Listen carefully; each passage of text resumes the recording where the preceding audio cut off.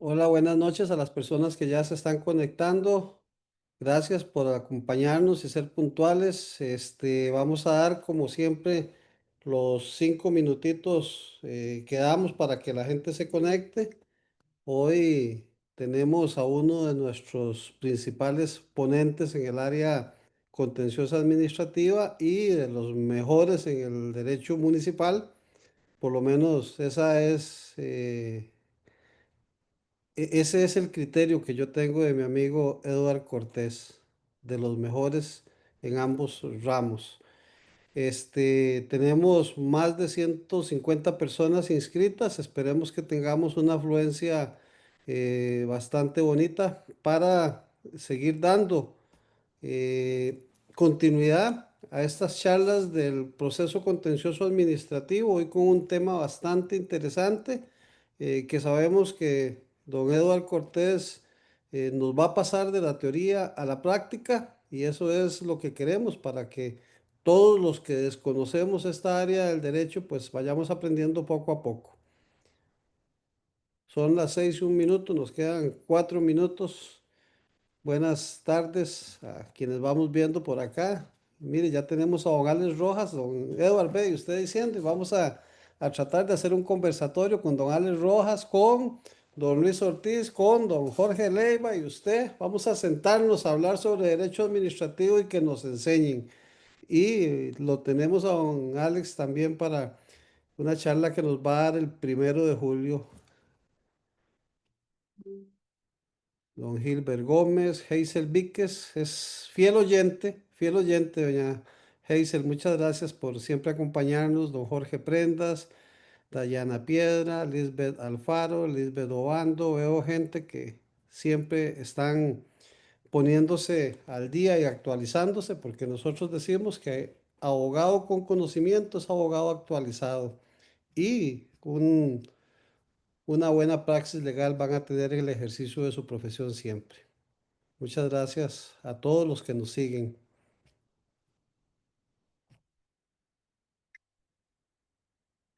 Para los que están conectados, vamos a estar también en nuestro Facebook Live, AIPD Live, para que si ustedes quieren compartir con en sus redes sociales y hacer más extensa la programación de esta conversación, se los agradecemos. La idea es ir compartiendo en nuestras redes sociales y en las redes sociales, no solamente para que todos aprendamos, sino para que vayamos difundiendo lo que la Asociación Internacional de Profesionales en Derecho está haciendo cada día por la buena praxis legal que requerimos nosotros en todas las áreas del derecho.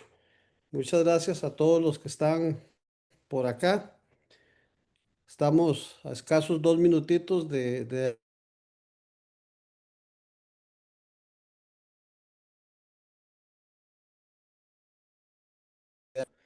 y dejarles con nuestra moderadora de hoy, doña Chile y la licenciada Chile y Arguedas Calvo, quien va a estar a cargo de moderar y verificar el buen manejo del proceso. Agradecerle a Tiffany, quien está detrás de cámaras con toda la logística de conexión y verificando lo que hay. Y al licenciado Henry Rodríguez, que nos apoya también con toda la parte logística en el Facebook Live y en lo que hemos estado haciendo. Edward, agradecerte por siempre estar a disposición de la Asociación Internacional de Profesionales en Derecho. Sabe que tenemos una cantidad de asociados que son fans y seguidores suyos en relación con los temas de derecho municipal, derecho administrativo, y te siguen también por ahí en tu blog de Juriscucho, que es el blog en donde yo conocí a don Eduardo Cortés escribiendo y hoy día ya con 2 libros publicados, con una serie de artículos en diversas revistas nacionales, internacionales y en los medios de comunicación. Y es parte de lo que hay. Este muchacho dice que cuando recibió mi llamada estaba subido en un palo ahí porque no tenía señal allá en Poás y de ahí en adelante empezamos a conversar. Así es que muchas gracias a todos ustedes. Ya tenemos 54 personas conectadas. Los dejo, les deseo que aprendan bastante del tema que don Eduardo Cortés hoy día nos trae y quedamos en las manos de Chile Arguedas Calvo. Buenas noches a todos y que disfruten la conversación con don Eduardo. Muchas gracias, don Rafa. Un saludo a todos los que están conectados en este momento. Damos inicio a la charla denominada El principio de integración del derecho público y el proceso administrativo. Y tengo el honor de presentar al licenciado Eduardo Cortés García. Don Eduardo es, bueno, desde febrero del 2014 se ha dedicado al estudio del derecho público con experiencia en litigio contencioso administrativo, también ha conformado diversos órganos directores de procedimientos administrativos disciplinarios y patrimoniales, es capacitador a nivel nacional de derecho laboral y administrativo con énfasis en derecho municipal, es también asesor de consejos municipales y de diferentes alcaldías en la redacción de documentos técnicos para las consultas ante la Contraloría General de la República y la Procuraduría General de la República. Es especialista en justicia constitucional, interpretación y tutela de los derechos fundamentales por la Universidad de Castilla de la Mancha, España. Ha escrito libros y numerosos artículos en el ámbito contencioso administrativo, municipal y laboral público. También es socio honorario de la Asociación Internacional de Profesionales en Derecho y es expositor a nivel nacional e internacional. Entonces, don Eduardo, hay otra cosita, por una cuestión de orden, sí le solicitamos que las preguntas las pueden dejar en el chat y que sea sobre lo que es el tema y no en casos en concreto. Entonces los dejamos con don Eduardo. Bueno, muy buenas noches y muchas gracias por la presentación. Un saludo a todos. El tema del que voy a hablar, para quienes estuvieron y tuvieron el placer de escuchar la presentación del doctor Jorge Leiva ayer, el doctor Jorge Leiva lo dijo más o menos en 1 o 2 minutos de su intervención cuando habló del principio de integración del derecho público. Yo voy a tratar de llevarlo un poquito más de lo general, de lo que lo mostró el doctor Jorge Leiva, y tratar de aplicarlo al procedimiento administrativo, disciplinario en parte, pero también tengo varios temas en los que me gustaría enfocarme. Principalmente necesito hacer nada más la aclaración de que en este momento al trabajar para un gobierno local, mi posición es muy mía, nada más mía y única y exclusivamente mía, no representa ni de la asociación y mucho menos del departamento legal en el cual yo me desempeño en este momento. Este principio de integración del derecho público vamos a empezar a ver acá. Y por cierto, la presentación y el artículo en sí sobre el principio ya lo tiene la asociación para que lo pueda distribuir y entre todos ustedes lo compartan. Vamos a verlo de la siguiente manera. Pensemos que el derecho es como un rompecabezas. Y ese rompecabezas que es muy grande, a veces nos pueden faltar piezas. Nos puede hacer falta una pieza para completar la imagen. Y entonces, pues a diferencia del rompecabezas real, en donde no podríamos terminar de armarlo, en el derecho público vamos a encontrar este principio de integración para empezar a tratar de darle forma a esa imagen que nosotros estamos armando. ¿Por qué es tan importante este principio de integración? Bueno, porque asegura que el sistema normativo administrativo pueda resolver las situaciones jurídicas a las cuales le tiene que hacer frente, incluso en ausencia de normas específicas. Y, insisto, tal como lo explicaba el doctor Leiva Poveda ayer, deja muy clara la jerarquía de las fuentes supletorias y nos proporciona entonces un orden preciso para la aplicación de fuentes alternativas, eliminando la discrecionalidad en la selección de normas supletorias. Voy a tratar de dar un ejemplo muy rápido. Por ejemplo, es muy normal que cuando un administrado ha pagado un tributo y no era sujeto de este tributo, o estaba exento del tributo, recordemos que las dos figuras son distintas, pretenda recurrir a la prescripción decenal que encontramos en el Código Civil, eh, por conveniencia, obviamente, por conveniencia, en vez de acudir a la prescripción, por ejemplo, del artículo 43, si la memoria no me falla, del Código de Normas y Procedimientos Tributarios. Don Vamos a ver. Eduardo, disculpa que te interrumpa. Es que hay quienes dicen de que no logran apreciar la presentación. Ok, se supone que yo la estoy pasando. Yo No, sí la puedo ver, no sé. Veo dos personas que han puesto que no la pueden ver. No sé si será algún tema con el internet de ellos. dice yo Hay sí la quienes puedo. dicen que se ve muy pequeña.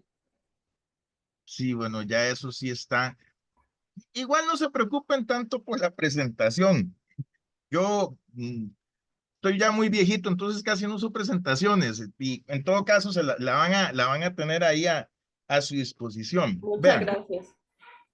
ok, continúo. Entonces, muchas veces el litigante, los colegas que están por ahí trabajando, a veces por desconocimiento, a veces por viveza, acuden a cuerpos normativos que no son los que van a funcionarnos para hacer esta integración. Por eso es tan importante, pues, entender algo que, si la memoria no me falla, decía el doctor Ginesta Lobo, que es que el derecho privado le es la palabra, digamos, que yo utilizaría es repulsivo al derecho público. Es un lugar a donde trataríamos de no ir haciendo el máximo esfuerzo. Bueno,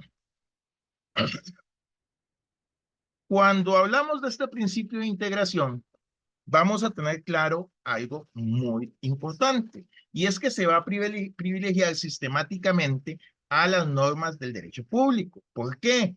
Porque se establece una preferencia metodológica para por las fuentes propias del derecho público, reconociendo su especialidad y su autonomía y asegurando la coherencia del sistema normativo. Esto lo vamos a encontrar específicamente en el artículo 9 de la Ley General de la Administración Pública, pero haciendo un poquito de interpretación sistémica o dándole coherencia con todo el cuerpo de la Ley General de la Administración Pública. Después de leer el artículo 9, deberíamos irnos al artículo 6 y 7 de la misma ley, y luego, aunque parezca extraño, deberíamos de volver hacia adelante e ir hacia el artículo 10 de la misma Ley General de la Administración Pública para entender cómo podemos ir interpretando este sistema. Como les decía, el primer párrafo del artículo 9 dice: el ordenamiento jurídico administrativo es independiente de otras ramas del derecho. Solamente en el caso de que no haya norma administrativa aplicable, escrita o no escrita, se aplicará el derecho privado y sus principios. Al analizar este artículo rápidamente, entendemos que se establece la independencia y el ordenamiento jurídico administrativo y que se reconoce la autonomía científica de este derecho administrativo. Sigue diciendo el artículo 9. Para regular y aplicar las normas administrativas se tendrá en cuenta la norma específica sobre la general y el texto normativo sobre la interpretación que del mismo se haya hecho mediante jurisprudencia o doctrina. Esta parte, esta segunda parte que les estoy leyendo, necesito que la recuerden muy bien por algo que voy a exponer finalizando de los casos prácticos que traigo para que los tengamos presentes, en los cuales, aviso, no tienen por qué concordar conmigo, pero se basa precisamente en esta segunda parte de este artículo 9 que estamos leyendo en este momento. ¿Qué se establece en esta parte? Bueno, el principio de especialidad normativa, se prioriza el texto normativo sobre la interpretación jurisprudencial o doctrinal y se reconoce el valor de la jurisprudencia y doctrina como fuentes interpretativas. Y empezamos a encontrar este principio, por ejemplo, resuelto por la Sala Constitucional en la resolución 5271 del 2011, cuando dice que el ordenamiento jurídico administrativo tiene autonomía respecto de otras ramas del derecho. lo que implica que las lagunas deban integrarse acudiendo en primer término a las normas escritas y no escritas del derecho administrativo. Entonces, la forma en la que lo vamos a entender este principio es en que nos reconoce una autonomía científica, en que existe un gran cuerpo de derecho administrativo. Aquí voy a hablar específicamente del régimen municipal. Es muy curioso cómo cada 4 años quienes ingresan, especialmente sean los regidores o en las regidoras, o en los síndicos o en las síndicas, creen que el código municipal es la única fuente de derecho a la cual se debe de recurrir porque están pues en una municipalidad. Y lo cierto es que este principio de integración del derecho público, del derecho administrativo, lo que nos demuestra es que el derecho administrativo es tan, pero tan amplio y especialmente en el régimen municipal, que vamos a tener que entenderlo como un cuerpo gigantesco de normativa específica, sobre los cuales, por supuesto, la misma Constitución ha establecido tribunales especializados en dicha materia. Ahora sí, ¿cómo es la mecánica de la integración? Para luego llegar a los ejemplos prácticos. El artículo 9 de la ley establece un orden metodológico preciso para la aplicación de las fuentes cuando existe una laguna normativa.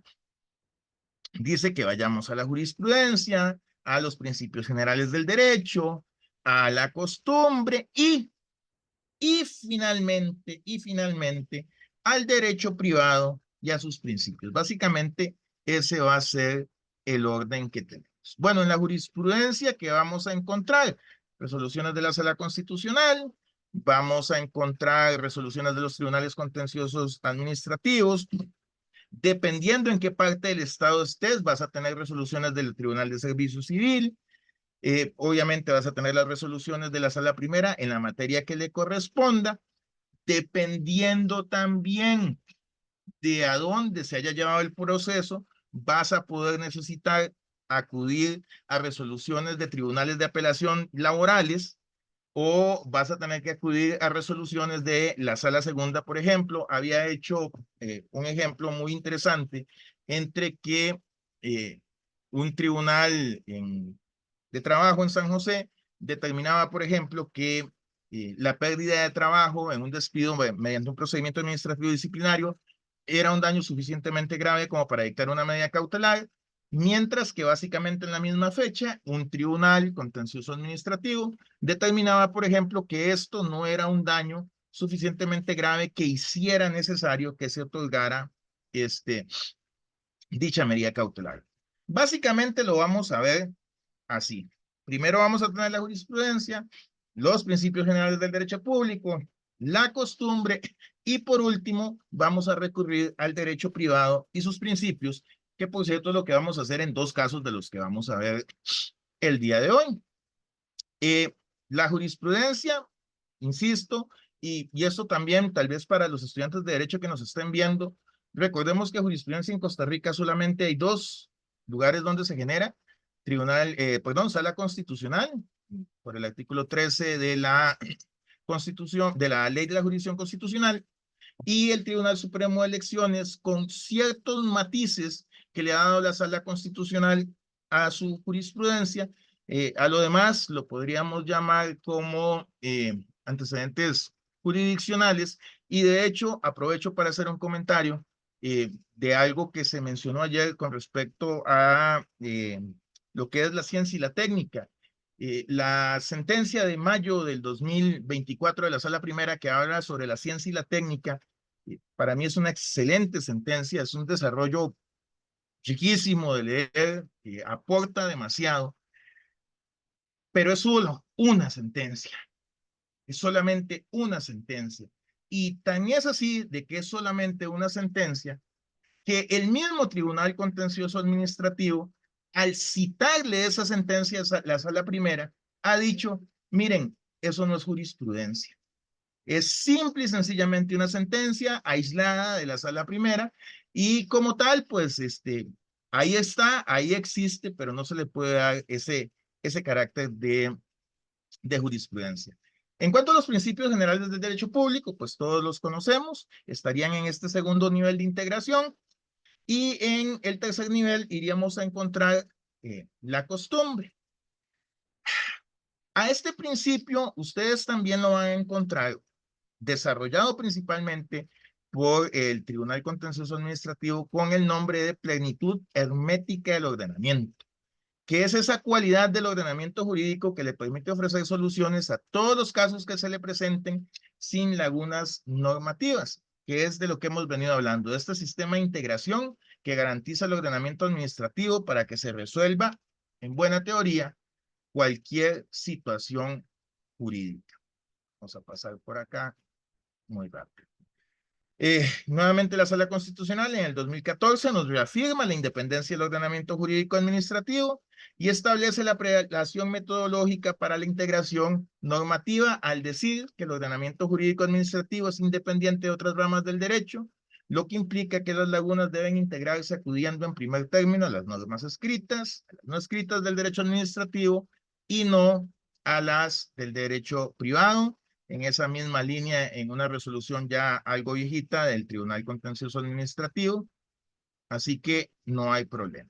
Ahora sí, vean, este es tal vez el primer ejemplo práctico al que necesito que le prestemos atención. Como don Rafael dijo, pues el suscrito ha escrito, de hecho son 3 libros, lo que pasa es que uno solamente lo publiqué online. Ha escrito 3 libros, uno sobre la ley 9635 y otro sobre la ley 10.159, ley marco de empleo público. La ley marco de empleo público en el artículo 21 trae un procedimiento especial para el despido de los servidores públicos. Y una de las curiosidades que trae esta ley es que regula la investigación preliminar. Si alguien de acá trabaja en la caja, de los que está acá, de los que va a ver esta presentación, recordará que la normativa de relaciones laborales de la caja, entre sus artículos 90 y 105, ya regula la investigación preliminar. Pero en el régimen municipal y en algunos otros regímenes sancionatorios, la investigación preliminar no se encontraba regulada. Entonces, ¿a qué acudían los intérpretes del derecho? Bueno, como he venido explicando, acudían a resoluciones de la Sala Constitucional, a pronunciamientos de la Procuraduría General de la República, incluso algunas resoluciones de Sala Segunda o de algunos juzgados de trabajo. Pero el 10 de marzo del año 2023, al entrar en vigencia la ley 10.159, el artículo 21 regula la investigación preliminar. Entonces aquí pasa un asunto y por eso el tema va enfocado al procedimiento administrativo disciplinario. ¿Qué sucede si, por ejemplo, yo me quedo con lo que ha venido diciendo la Sala Constitucional sobre la investigación preliminar y no la diligencio? No hago absolutamente nada. ¿Qué sucede si yo estimo que esta investigación preliminar la puedo seguir haciendo como la he venido haciendo siempre, porque así estaba establecido básicamente por costumbre siguiendo la jurisprudencia constitucional? Bueno, por principio de integración del derecho público, del artículo 9 de la Ley General de Administración Pública, ahora yo debo de aplicar este artículo 21 de la Ley 10.159. ¿Y qué dice este artículo de la Ley 10.159? Dentro de algunas cosas habla de que existe un plazo para hacer esta investigación de 1 mes. 1 mes es lo que hay de tiempo. Y que si durante ese mes no se ha diligenciado por el principio de acción, que tiene que hacer la investigación es el patrono, esta investigación preliminar, pues el asunto prescribe. Antes, los que sean litigantes con algún tiempo y especialmente en el régimen de servicio público, saben que se recurría al extinto artículo 603 del Código de Trabajo, y así está en el Manual de Procedimiento Administrativo del 2007, si no me equivoco, de la Procuraduría General de la Administración Pública, de que el plazo de prescripción de la investigación preliminar era de un mes. Bueno, pero ahora ya está establecido en el artículo 21. Ya no tenemos que acudir a lo que sería hoy el 414 del Código de Trabajo, anteriormente el 603, para llenar esa necesidad, porque ya tenemos una norma de derecho público. Aquí han habido bastantes resistencias a esto que les estoy diciendo, y entonces he escuchado es que nosotros somos exclusivos y excluyentes. No sé si hay personas del Poder Judicial o algunos de los que tuvieron esa oportunidad en la caja. Vean, el artículo 2 de la Ley Marco de Empleo Público es muy clara. Aplica al judicial, al Poder Legislativo y a todas las instituciones autónomas. La declaración de exclusivos y excluyentes no tiene nada que ver, nada, pero absolutamente nada que ver con el régimen disciplinario. Eso es otra cosa. Son dos temas distintos. Recuerden que la declaración, así rápidamente, era para estar o no sometido al sistema de empleo público de Mideplan y de servicio civil, y esto es otra cosa. Entonces, ese es el primer ejemplo, pero no es el último. No es el último. Porque resulta, perdónenme aquí un momento para adelantarme. Resulta que este artículo 21 tiene también otro término. Si la memoria no me falla, o es el 415 o el 416 del Código de Trabajo, que establecen la caducidad de la potestad disciplinaria del patrono. ¿Qué significa esto? Bueno, eso significaba que le hacían un procedimiento a Pedro Pérez Pereira. El procedimiento terminaba hoy, se subía el informe al órgano decisor, el órgano decisor conocía el informe, emitía el acto final, pero no lo ejecutaba. No lo ejecutaba. Entonces Pedro Pérez Pereira, al que le notificaron mañana, 6 de junio, que lo iban a suspender 15 días, ahí estaba. Ahí estaba, ahí estaba, ahí seguía, no había ningún problema con su situación. Bueno, en enero del otro año, alguien revisó y se encontró que esa sanción todavía no había sido aplicada. Entonces se ordenaba su aplicación. Obviamente los colegas que trabajan para los sindicatos o el defensor privado iba a presentar sus respectivos alegatos, pero el Código de Trabajo, que es la norma supletoria donde teníamos que ir, según el artículo 9 de la Ley General de Administración Pública, decía que esta caducidad de la potestad disciplinaria se daba en un año. Así estaba establecido. ¿Qué pasa ahora? ¿Qué pasa ahora a partir del 10 de marzo del 2023? Bueno, lo que sucede es que el artículo 22 de la ley 10.159, Ley Marco de Empleo Público, dice que una vez estando firme el acto, la potestad para poder aplicar esa sanción caducará en un mes. Entonces, otra vez, principio de integración de las normas del derecho público, ya no tenemos que irnos al derecho privado, ya no tenemos que irnos al Código de Trabajo, que de por sí tiene un plazo mucho más longevo que el de la Ley Marco de Empleo Público. Y entonces, ¿qué es lo que va a resultar ahora? Que ahora vamos a aplicar el plazo de caducidad de un mes que tiene el artículo 22. Por eso en la pantalla dice que estamos hablando de supuestos de integración de norma directa y aplicación de normas de derecho público. Porque ya empezamos a abandonar, vean cómo nos empezamos a ir retirando un poco del artículo, del Código de Trabajo, y nos estamos centrando específicamente en una norma en un cuerpo normativo de el derecho público. Ahora bien, siguiendo con otro ejemplo práctico de este mismo artículo, y es un tema que es mi posición, este no se lo he mandado a don Rafael, con mucho gusto se lo puedo hacer llegar a don Rafael, no tendría ningún problema. Pasa lo siguiente. ¿Se acuerdan que les dije que recordaran el párrafo segundo de la ley, del artículo 9 de la Ley General de la Administración Pública? Permítanme, por favor, nada más para yo no tengo una memoria tan prodigiosa como que me presidiera ayer, entonces yo sí tengo que andar buscando los artículos para leerlo correctamente. Dice el artículo, para la efectiva implementación de los, perdón, me fui a otra ley, de la Administración Pública. Ahora sí, estaba con la ley de contratación pública, discúlpenme. Dice lo siguiente.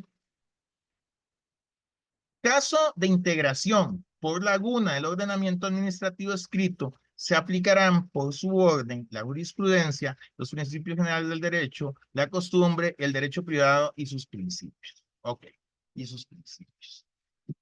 Y arriba nos dice que tenemos que recurrir a otra normativa administrativa aplicable solo en caso de que haya laguna.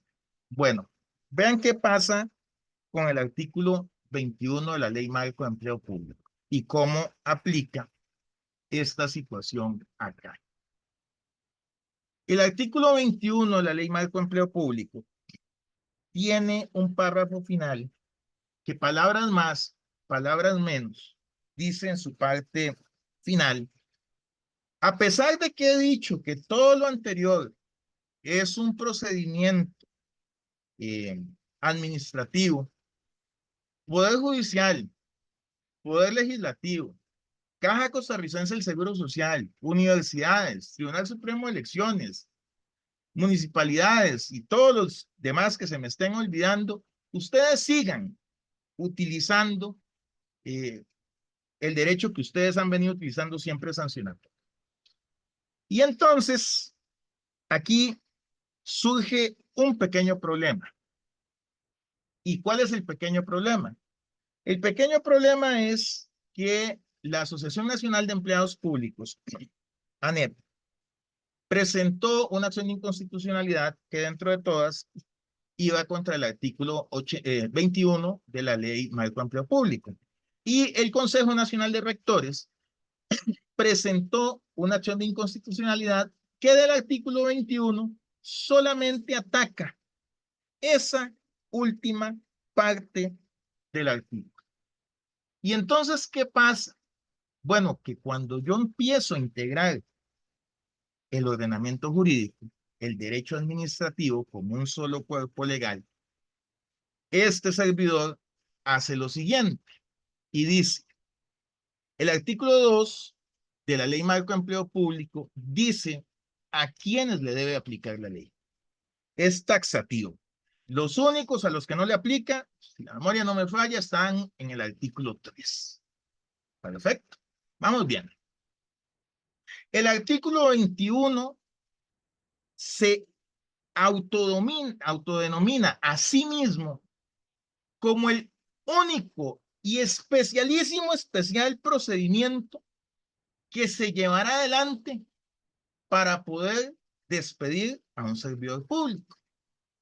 Seguimos bien.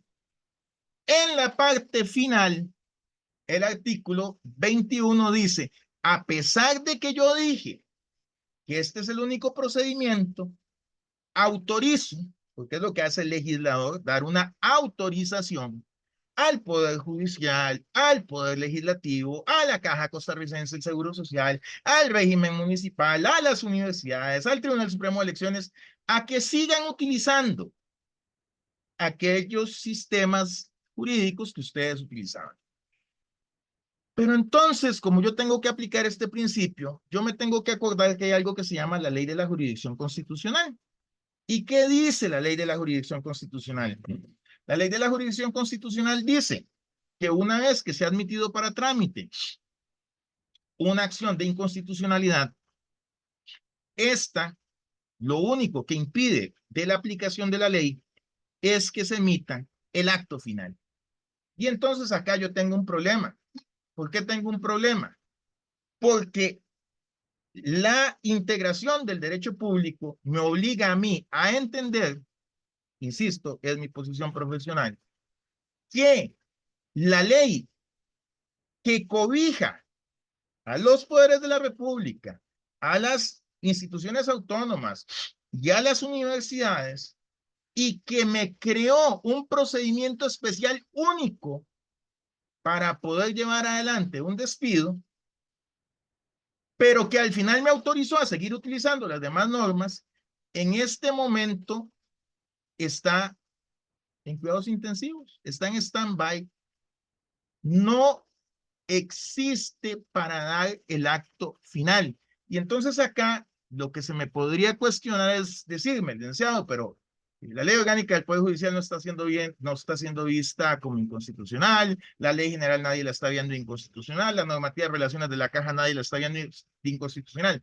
Correcto, nadie la está viendo inconstitucional, pero al decirme el artículo 2 de la Ley Marco de Empleo Público, que esta ley los cobija, y al decirme el artículo 21, que ese es el único procedimiento que se va a seguir para sacar los despidos, y al decirme la parte final, que ella me está autorizando a ir a las otras leyes, o sea, que no las derogó según el 129 constitucional, sino que me dio a mí la oportunidad de seguir utilizando todo ese cuerpo normativo. Ese cuerpo normativo existe, pero no puedo llegar a él. Como les digo, con mucho gusto le pueden decir a don Rafael, ese no se lo he enviado, pero para que don Rafael lo tenga con ustedes. Después, y estamos en procedimiento administrativo e integración del procedimiento administrativo con este principio. Vean, y creo que esto lo dije en una capacitación que anteriormente me habían invitado y no le han prestado mucha atención. Si hay administrativistas acá, todos recordarán la ejecutividad y la ejecutoriedad del acto administrativo y el artículo 148 de la Ley General de la Administración Pública, que dice que los recursos ordinarios no interrumpen la ejecución del acto y que el que lo emite puede dictar una medida cautelar y que la ejecución del acto podrá ser forzosa. Todo eso yo presumo que lo manejamos perfectamente. Pero, otra vez, integrando las normas del derecho público, saquen el ratito y léanse el artículo 22 de la Ley Marco de Empleo Público.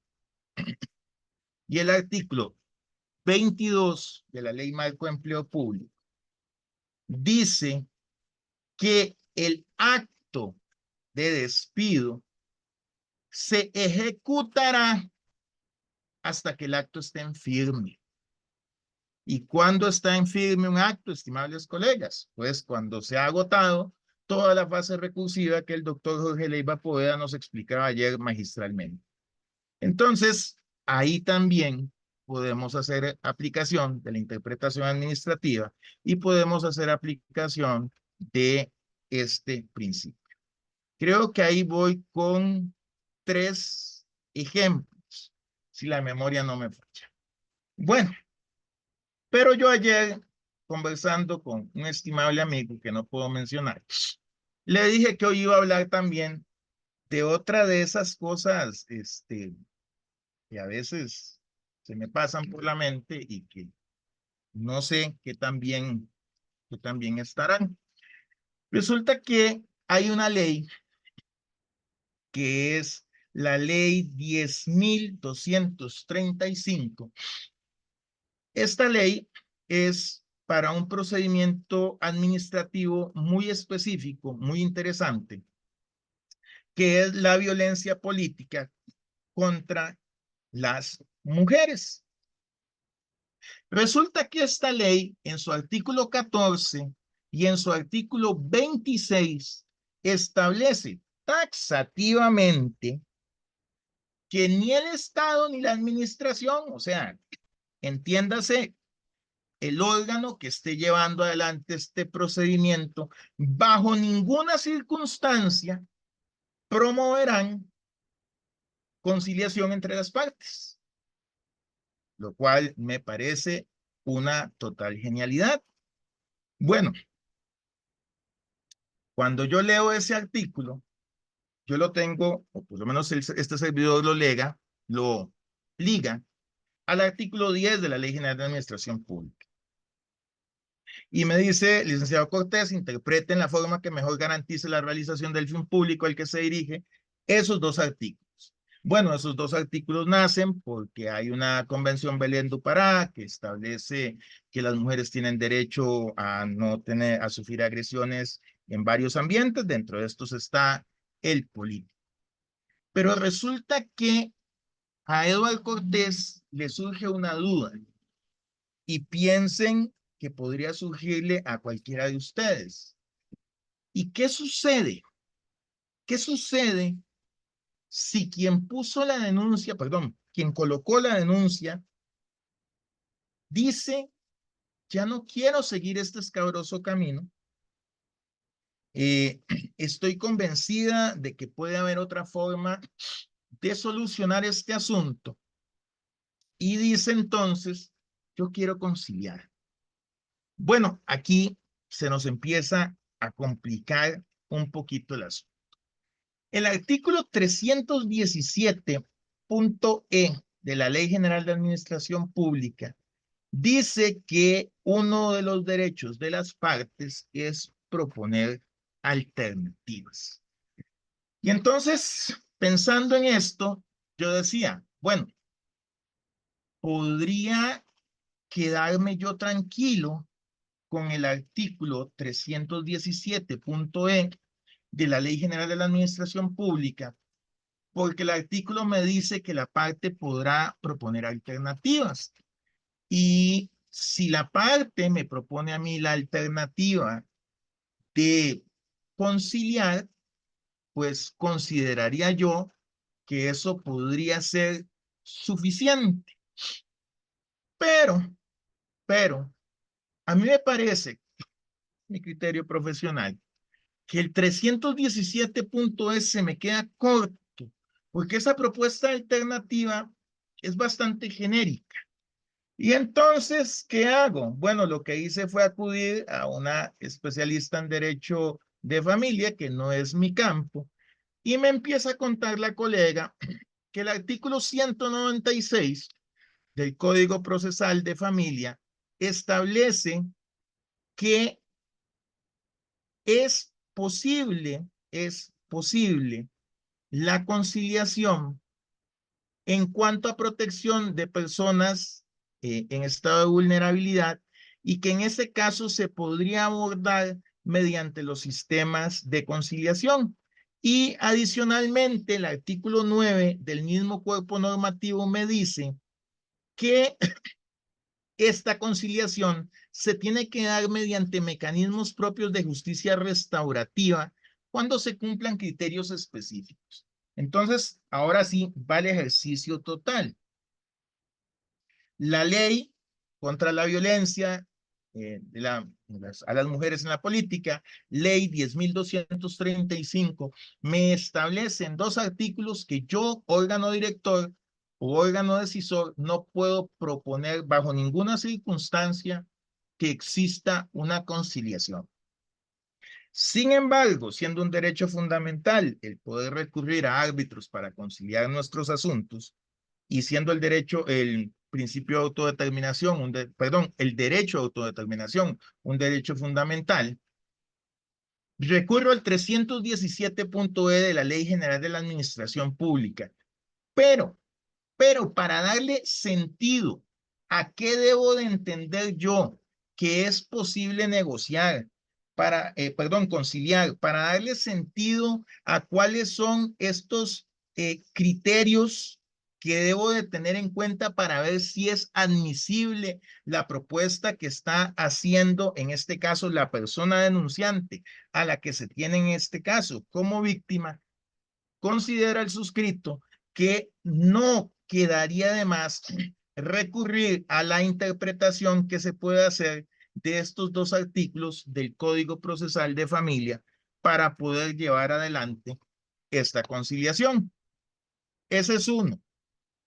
Y el otro, sobre el cual ya tengo una resolución, se encuentra, los que manejan mejor el derecho civil, creo que me podrán confirmar, o por lo menos así me lo dijo un estimable colega con el que hablé, que este artículo ya venía del Código Procesal Civil. Bueno, yo no lo he encontrado en el Código Procesal Civil, sino que me lo encontré en el Código Procesal de Familia, que es el artículo 38 que procedo a leer. Dice, actuación del Patronato Nacional de la Infancia. En aquellos casos en los que el Patronato Nacional de la Infancia no participe como parte en el proceso y se trate de litigios o asuntos en los cuales está de por medio de la discusión de los derechos de las personas menores de edad, la autoridad judicial está en la obligación de dar intervención en el proceso, para lo cual podrá personarse por medio de representación legal y en su participación ofrecer cualquier tipo de prueba en beneficio de los menores de edad, coadyuvando en el litigio con la parte con la propuesta de soluciones integrales al conflicto. Podrá asistir a la audiencia señalada, recurrir las resoluciones en las formas previstas, siempre que su agravio se derive de la protección de menores de edad. Quien se apersona en su representación se someterá al régimen ordenatorio y disciplinario del tribunal y además deberá colaborar con la autoridad judicial en cuanto al conocimiento que tenga de la institución. Y ustedes me dirán, ¿y esto qué tiene que ver con el procedimiento administrativo? Y entonces tal vez aquí sí estoy haciendo un abuso del principio de progresividad de los derechos humanos. Vean la integración. El artículo 51 de la Constitución Política establece que el Estado le dará una protección especial a los niños. Resulta que el artículo 308 de la Ley General de la Administración Pública dice que este es un procedimiento que se aplicará cuando pueda haberse en juego pues alguna especie de derecho subjetivo, alguna situación en la cual podría verse desmejorada la situación del administrado al que se está procedimentando. Entonces, ¿qué propuse en este escrito del que sí tengo respuesta? Bueno, en esta situación, en este procedimiento administrativo, se estaba llevando a cabo un procedimiento administrativo donde de resultar responsable la persona que se estaba investigando, el único bien familiar, la única casa de habitación que conocen las menores de edad, podía ser llevada a ejecución por la persona no poder honrar la supuesta deuda que se le estaba acreditando. Y mi razonamiento, aplicando el artículo 9 de la Ley General de Administración Pública, 308 de la Ley General de Administración Pública, 51 de la Constitución, protege tanto a madre como a menores de edad, y aplicando el principio de progresividad y el interés superior del menor, todo eso entra dentro de lo que es el principio de integración del derecho administrativo. Estima el suscrito que en un procedimiento administrativo en donde eventualmente podría haberse lesionado un derecho de una persona menor de edad, debería de existir cuando mínimo el emplazamiento por parte del órgano director a la institución que constitucionalmente existe, no para que defienda al funcionario municipal, no para que abogue por el funcionario, por el funcionario público, sino para que esta institución vele, según el 38 del Código Procesal de Familia, por los intereses del menor. ¿Por qué llego a esa conclusión? Bueno, porque el artículo no habla solamente de litigios, sino que habla de o asuntos. Me podrían decir ustedes, es que dicen los cuales esté por medio la discusión de los derechos de las personas menores de edad. Estoy totalmente de acuerdo. Por eso digo que podría ser un pequeño abuso del principio de progresividad de derecho. Les cuento cómo me resultó el intento. La respuesta, que en este caso fue de la Contraloría General de la República, fue que la madre de los menores de edad debió de haber invocado esta norma procesal al inicio del procedimiento y no alegarlo como una posible nulidad al no haberse utilizado. Me deja un sinsabor porque el Código Procesal de Familia, que yo recuerde, entró a regir hasta el año pasado y el procedimiento es de mucho antes. Y me deja un sinsabor precisamente porque es una norma procesal que yo no podía invocar en ese momento, sin embargo me es más beneficiosa ahora. Pero también me da una pequeña luz de esperanza al decir que la idea no parece ser tan descabellada, por lo menos en la forma en la que resuelve este órgano director de la Contraloría General de la República, al darme a entender, mire, es que este ya no es el momento procedimental oportuno para que usted haga esto. Entonces, al final, estimados escuchas, quienes están todavía conectados, este principio lo que va a obligarnos a hacer es a ir de una ley a otra ley y a otra ley y a otra ley hasta encontrar una solución. El último caso que les quiero comentar no tiene que ver con el procedimiento administrativo, pero muy probablemente sea de ayuda para algunas personas que nos estén viendo. El lunes de esta semana, el régimen municipal se levantó con un gran cambio.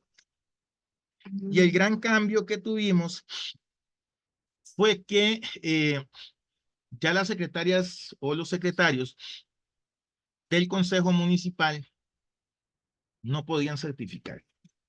Se acabó la certificación por parte de los secretarios y las secretarias de los consejos municipales.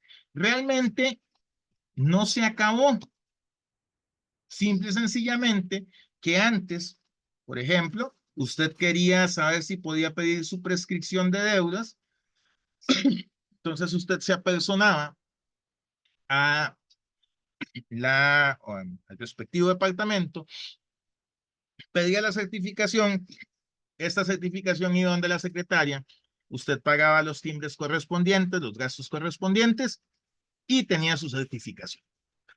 Pero el lunes amanecimos con la peculiaridad de que la secretaria del Consejo Municipal ahora solamente certifica asuntos del Consejo Municipal.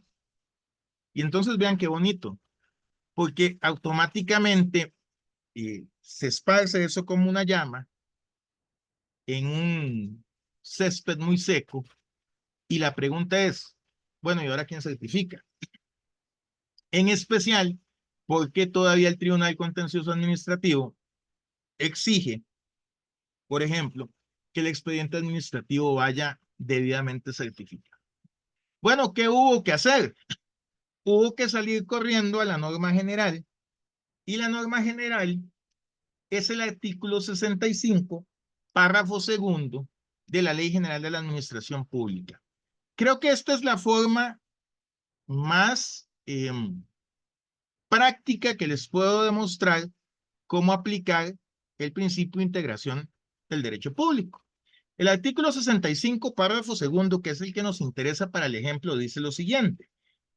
La potestad de emitir certificaciones corresponderá únicamente al órgano que tenga funciones de decisión en cuanto a la certificación o a su secretario.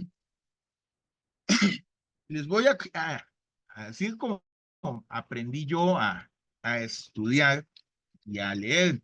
Pues yo lo primero que me tengo que preguntar al leer ese artículo es, ¿qué es un órgano? Y segundo, ¿qué es función de decisión? Si nos vamos a la Constitución, principio de primacia constitucional, el artículo 169 de la Constitución nos da la respuesta y nos dice que hay dos órganos, uno deliberativo y otro ejecutivo. Bueno, si el deliberativo, que es el Consejo Municipal, según el 53 del Código Municipal, ya tiene quien le certifique, pues lo que tenemos que solucionar es lo del otro órgano. Y entonces aquí viene la primera pregunta que muchos se hicieron. Bueno, ¿y será que el alcalde va a tener que estar ahora certificando absolutamente todo? En especial, si ustedes leen resoluciones del jerarca impropio de la extinta sección tercera del Tribunal Contencioso Administrativo, la sección tercera hablaba de 2 órganos y hablaba de una diarquía. O sea, si nos quedamos solo con eso, pues podríamos llegar a esa conclusión. Pero resulta que el artículo también tiene otra definición que tenemos que buscar, que es quien tenga definición de decisión en cuanto a lo que se esté certificando. ¿Qué es esta definición de decisión? Bueno, la Procuraduría lo define muy bonito, yo lo voy a hacer en más simple. Es decirle sí o no a lo que una persona nos está solicitando. Y entonces, tenemos ahora que salir de la Ley General de la Administración Pública y volvernos a ir al Código Municipal. ¿Y para qué nos vamos a ir al Código Municipal? Bueno, porque en el Código Municipal vamos a identificar quién dice sí y quién dice no.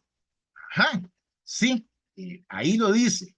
¿En dónde? En el artículo 171 de la Ley General del Código Municipal, al decir las decisiones de los funcionarios o las funcionarias municipales que no dependan directamente del Consejo tendrán los recursos de revocatoria ante el órgano que lo dictó. Vean que la redacción empieza hablando de funcionario y funcionaria, o sea, de personas individuales, pero luego de alguna extraña manera nos cambia a órgano y nos dice ante el órgano que lo dictó.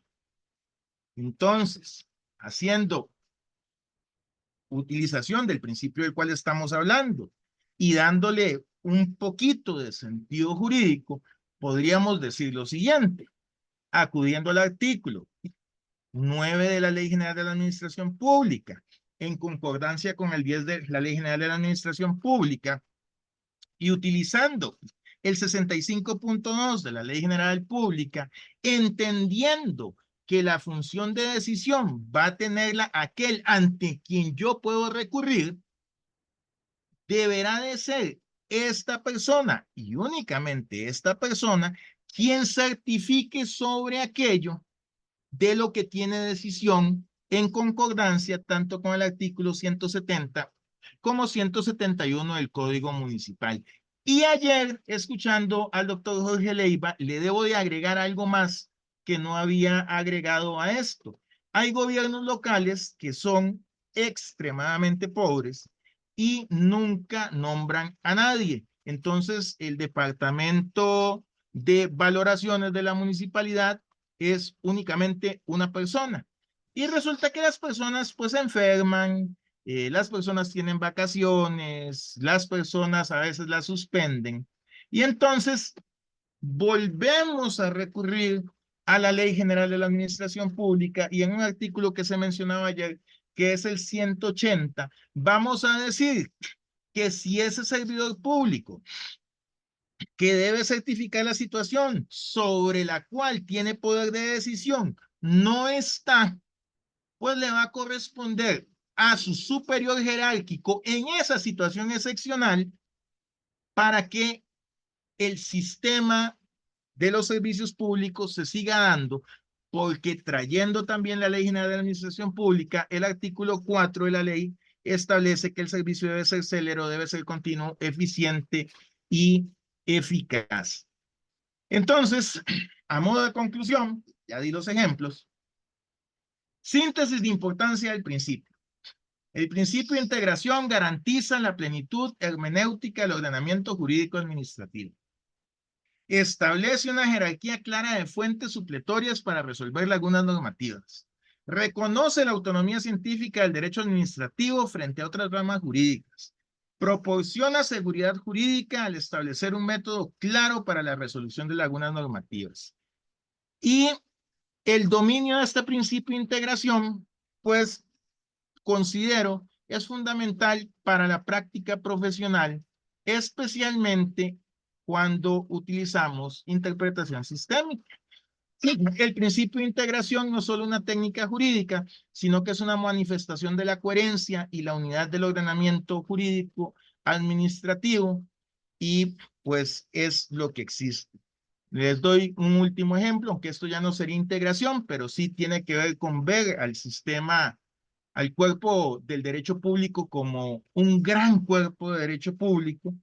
Si alguno de ustedes quisiera, por ejemplo, tener una licencia comercial para producir cerveza o vino, pues eso no lo van a encontrar en ninguna ley de licencias comerciales de las más de 80 que tiene el país, sino que van a tener que irse a 1901, no recuerdo ahorita muy bien la fecha, en nuestro código fiscal, que es en donde se encuentra la posibilidad de poder hacer este tipo de producciones. El derecho público tiene esta particularidad que es tan extenso, es tan, pero tan grande, que hay que andarlo leyendo y estudiando todos los días para que podamos sacarle el mayor provecho.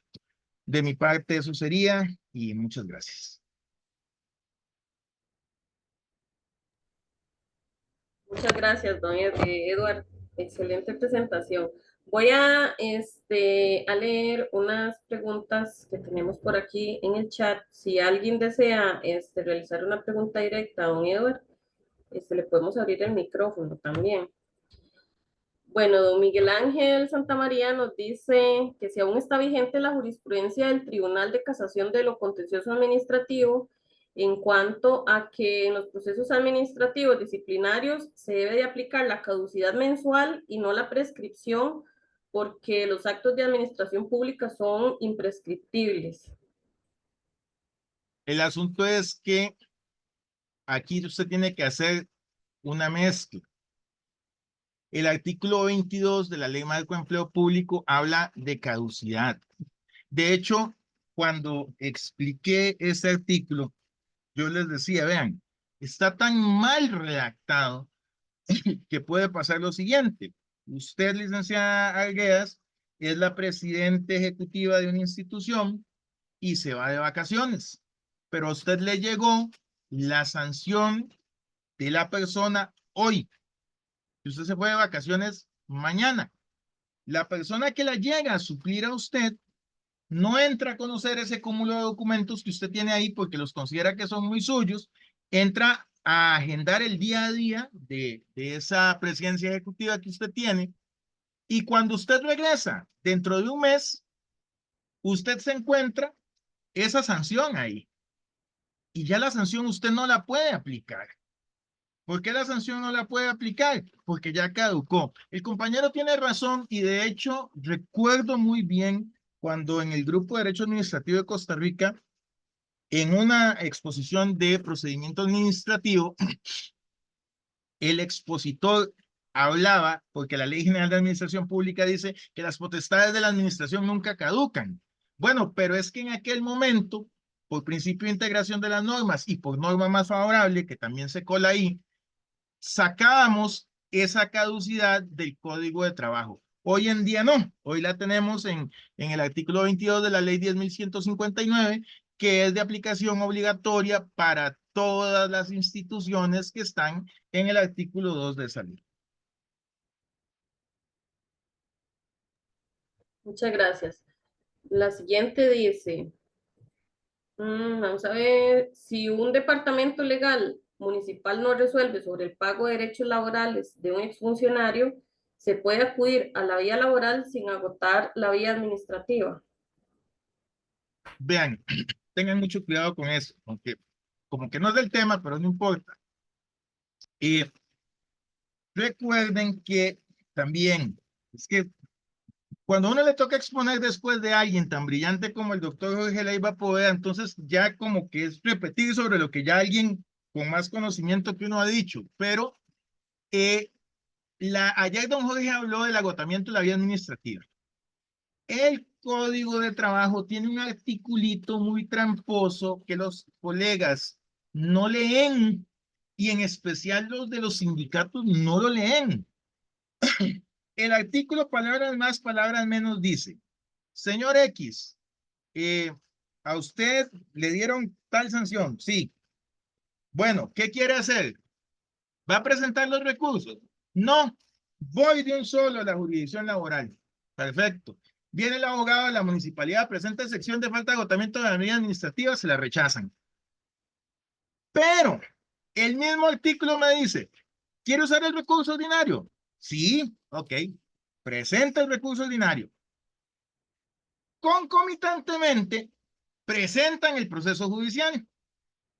La municipalidad vuelve a presentar la falta de agotamiento de la vía administrativa al lugar.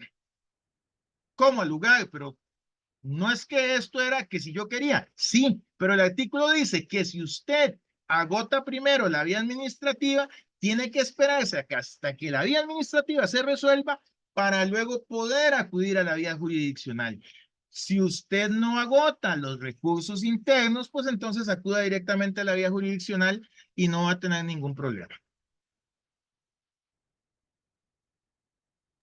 Por cierto, licenciada, la resolución más relevante sobre eso, entran al código de trabajo aquí en Sinalevi, escriben agotamiento de la vía administrativa, le dan cliccito ahí y busquen una resolución en Nexus del Tribunal de Apelaciones de Liberia. La juez hace un desarrollo, pero espléndido ahí de cómo tiene que interpretarse el agotamiento de la vía administrativa según el código de trabajo.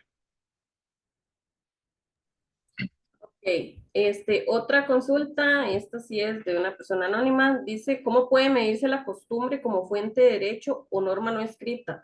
¿Qué tan frecuente o histórica es una costumbre? Vean, yo no me voy a poner a inventar donde ya otros hablaron. Si ustedes quieren leer sobre costumbre, por ahí están, por acá tengo, déjame un segundo. No es que le haga publicidad a los libros, pero por aquí tengo en algún lado la tesis completita de don Eduardo Ortiz Ortiz. Don Eduardo habló de cómo funcionaba la costumbre. Ah, perdón, aquí están, aunque no les estoy mintiendo. Aquí está, esto es como la Biblia del administrativista. La costumbre no puede ser contraria al derecho. ¿Cuál es la costumbre más común que uso yo cuando doy clases? La media hora de café o los 15 minutos de café, licenciada. No están reglamentados, no están en un reglamento autónomo, no están en ninguna ley, no están en el código de trabajo, pero todas las oficinas del Estado tienen 15 o 30 minutos de café, 15 en la mañana y 15 en la tarde. Bueno, como esa costumbre no atenta contra ninguno de los demás principios del derecho público, entonces ahí es donde nosotros podemos recurrir a la costumbre. Sobre lo demás, se lo quedaría viendo al compañero, pero si me mandas la pregunta, le aseguro que con mucho gusto le mando las referencias de don Eduardo y recuerdo por lo menos 2 o 3 pronunciamientos de la Procuraduría que hablan sobre la costumbre. Muchas gracias. La siguiente dice, si el Consejo Municipal en pleno es el órgano decisor, ¿quién certifica el expediente bajo este nuevo esquema? ¿Nos podría repetir el cambio en el ámbito municipal, por favor? No, la secretaria, ahí no hay ningún problema, porque el 53 dice que la secretaria certificará todo, absolutamente todo lo que tenga que ver con el consejo. Ahí no hay ningún problema. El cambio que se dio en el régimen municipal fue este. Hasta el domingo a la medianoche, si yo quería una certificación de cuánto debía en la MUNI, iba y la pedía al departamento correspondiente, el departamento mandaba el expediente a la secretaria del Consejo Municipal, la secretaria hacía la certificación y me llamaban para que yo la recogiera y la pagara. Ahora ya no. Ahora la secretaria va a certificar expedientes del Consejo, acuerdos del Consejo, actas del Consejo, menciones honoríficas que hace el Consejo.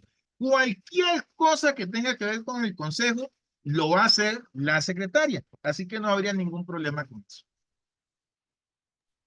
Perfecto. La siguiente dice, las municipalidades, al estar incluidas en el artículo 2 de la Ley de Marco de Empleo Público, deben acatar las directrices que Mideplan emite. No, si no son Matina, porque recordemos que Matina es la única que no se declaró exclusiva y excluyente. Todas las demás municipalidades de Costa Rica se declararon exclusivas y excluyentes y por consiguiente lo que le diga Mideplan no les aplica. Don Gilbert Gómez le dice que qué carga, que qué conocimiento más amplio, que muchas gracias. Gracias, Raúl. Don Royden Mora Salazar dice, yo tengo una consulta. El artículo 20 de la Ley Marco Empleo Público menciona un mes para aplicar el procedimiento preliminar de investigación, pero sería desde que se cometió el acto o desde que la alcaldía inicia el procedimiento. No, sería de que se tiene noticia. Recordemos que la investigación preliminar, vamos a ver, la investigación preliminar patológicamente ha sido utilizada por la administración para interrumpir el plazo de prescripción. Patológicamente ha sido utilizada para eso. Entonces es muy divertido porque resulta que vamos a procedimentar a un funcionario que estando incapacitado se fue para Flamingo. Bueno, pero resulta que el tipo tiene videos en TikTok de él en Flamingo, tiene Reels en Instagram, tiene fotos en Facebook, tiene audios de WhatsApp a los grupos de trabajo diciendo que está en Flamingo. A la administración se le va y hace la famosa investigación preliminar. Pues ya ahí no funcionaría porque sería un abuso del derecho. ¿Cuándo se hace la investigación preliminar? Bueno, faltan 500,000 colones en la caja chica. No sabemos a ciencia cierta quién se los pudo haber llevado. Sabemos que tuvieron acceso Pedro, Pablo y Juan. Bueno, entonces vamos a hacer la investigación preliminar para determinar quién pudo, por ejemplo, haber sido. El plazo que establece la Ley Marco de Empleo Público dice muy clarito, si la investigación preliminar desde su inicio se ve interrumpida por más de 30 días, prescribe. No hay más.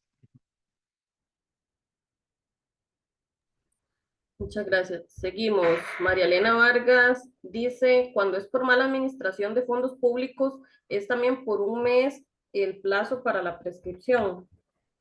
No, otra vez, este es un ejemplo que se nos quedó de la integración del derecho público. Hay varias cosas.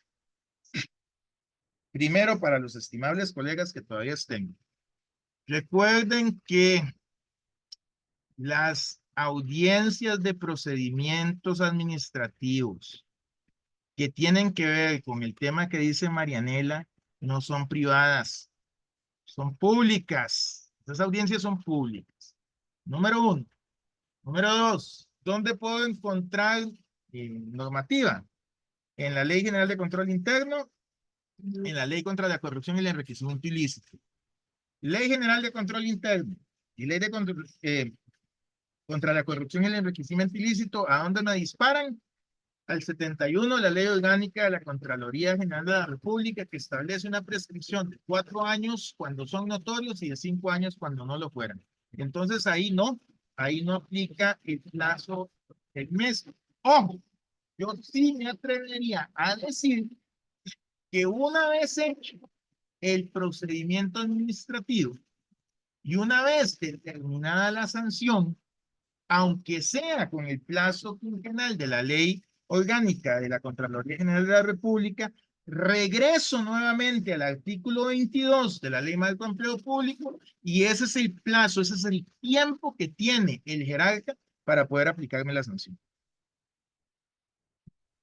Muchas gracias. Dice Giselle Solano, de acuerdo a lo que indica la Ley Marco de Empleo Público en el artículo 21, es un mes de investigación preliminar, pero para dar fin al proceso disciplinario desde la apertura del órgano director hasta cumplir con audiencia e informe final del órgano director hacia el órgano decisor, ¿cuánto tiempo es para todo eso?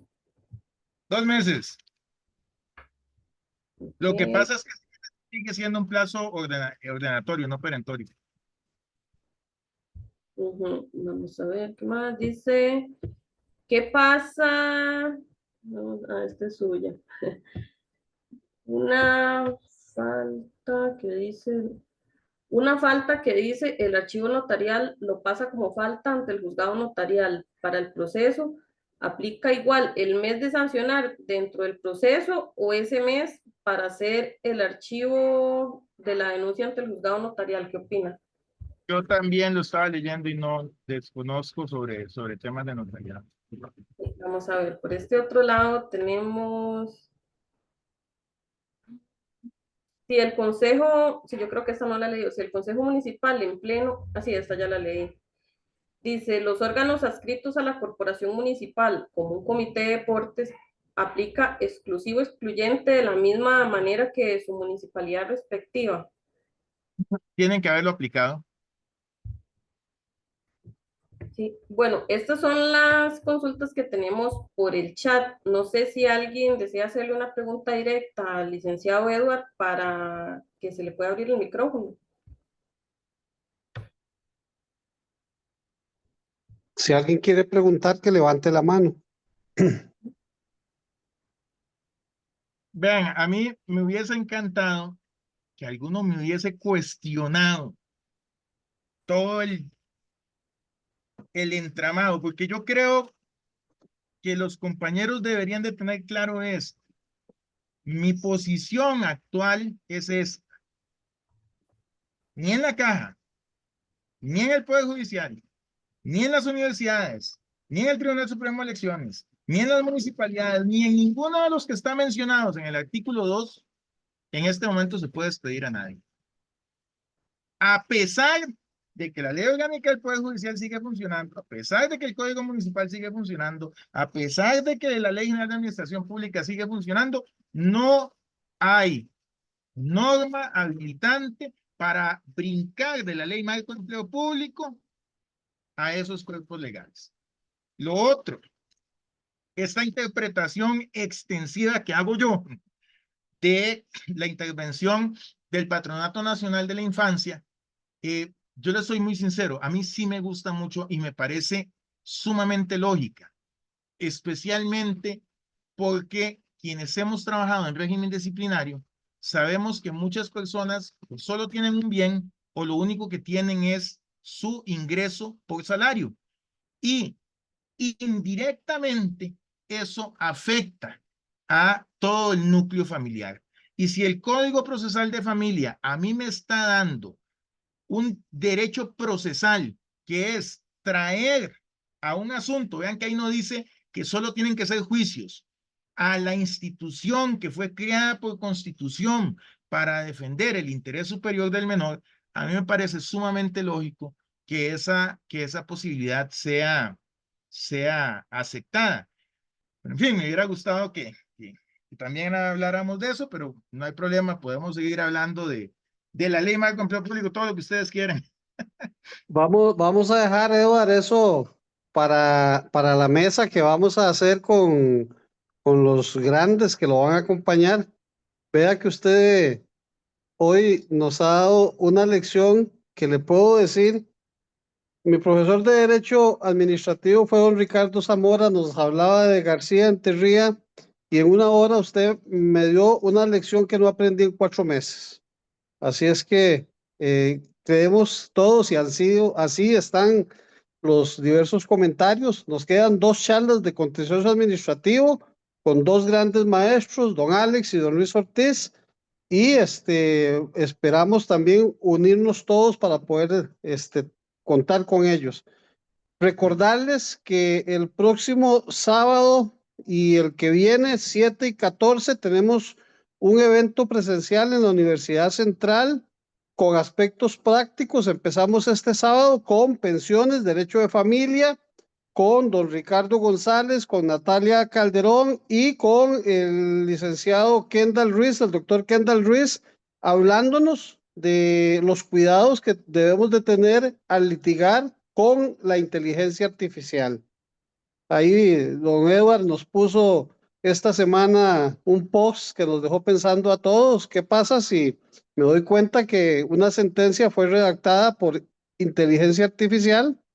Bueno, esto ya lo estamos encontrando no solamente en resoluciones judiciales, sino que también en redacciones de artículos, de demandas y en contestaciones. Entonces, eso es parte de lo que tenemos que también ir valorando. Edward, agradecerte. Creo que ha sido muy claro, muy práctico. Nos has dado una muestra de ese conocimiento que tenés de pasar una norma a otra para integrar y de lo que nosotros tenemos que hacer. A veces solamente nos quedamos con la norma básica sin buscar soluciones. Esto que usted dice de que estamos ahora con situaciones en donde ciertamente no tenemos esa posibilidad de ejecutar, o por lo menos de dar término a los procesos disciplinarios, pues es de pensar.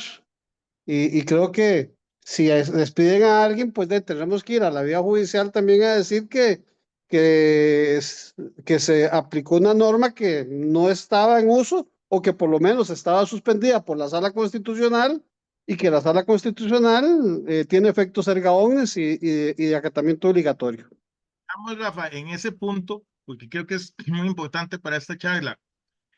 El problema no está en el Poder Ejecutivo. Ahí no hay ningún problema en el Poder Ejecutivo.